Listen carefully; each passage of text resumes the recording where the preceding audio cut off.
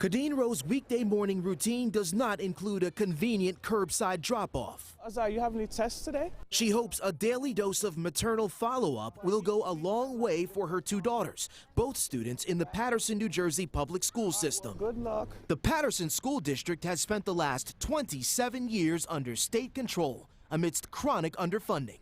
Complicating matters, a full 2/3 of Paterson's properties are not taxable.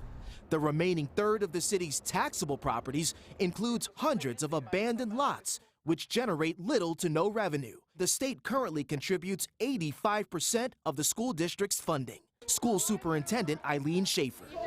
We have gradually tried to bring back media specialists for our libraries, and this year we brought back our art and music elementary school program. There are bright spots here in the Paterson Public Schools District, including PS 28, the city's first ever blue ribbon school.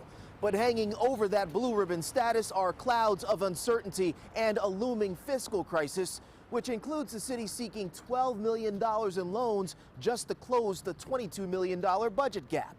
What did the city offer as collateral for those loans? Student textbooks. Is using textbooks as collateral the right decision?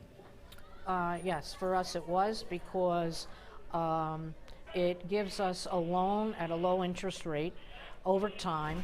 The textbooks remain in the district. Now that you have an understanding of just how critical Paterson's fiscal situation is this year, perhaps you can also understand the panic rolling through this city over plans to balance next year's budget, a requirement under a state-mandated plan to transition from state back to local control.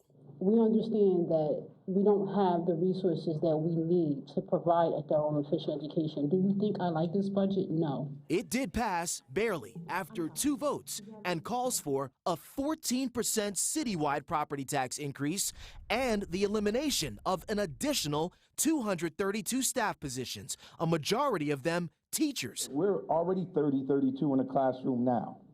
We're going to be at 40. What about the kids we're losing to the streets, or the prison system, or to the grave?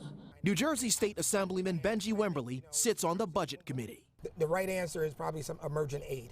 Emergent aid sounds like a short-term solution. What's the long-term solution? The long-term is to rework the formula for these districts that are under these situations. Parents like Kadeen Rowe say they do not have the luxury of waiting for state officials to change fundamental school funding formulas, but are willing to be a change maker now. I'm worried that my kids will be affected, and whatever that, challenge is that they face in the school system, I like to hear it firsthand and see where I can help them. In Paterson, New Jersey, Jay Dow, Pix 11 News.